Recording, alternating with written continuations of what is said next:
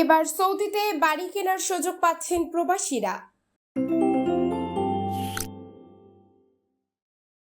Saudi আরব সরকার বিদেশি ব্যক্তি ও কোম্পানির জন্য সম্পত্তি কেনার অনুমতি দিতে নতুন আইন পাশ করেছে, যা 2026 সালের জানুয়ারি থেকে কার্যকর হবে। দেশটির ভিশন 2030 অর্থনৈতিক রূপান্তর পরিকল্পনার অংশ হিসেবে এই পদক্ষেপ নেওয়া হয়েছে বলে জানিয়েছে সরকার।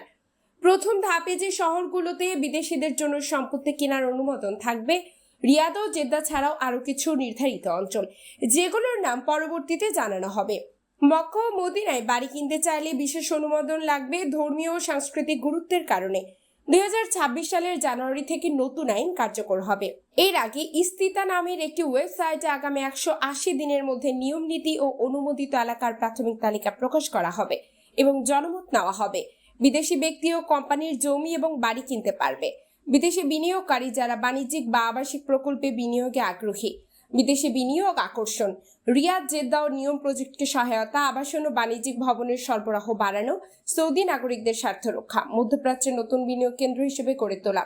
বিশেষজ্ঞদের মতে দুবাই, আবুধাবি ও দোহা যেমন বিদেশি বিনিয়োগকারীদের আকৃষ্ট করছে, তেমনি রিয়াদ ও জেদ্দাও হতে পারে মধ্যপ্রাচ্যের পরবর্তী বিনিয়োগ হটস্পট। আন্তর্জাতিক ডেস্ক মোহাম্মদ চয়ন হোসেন রাজু, সৌদি আরব প্রতিনিধি। আতিয়া ফিফা, বাংলাদেশ নিউজ টুডে।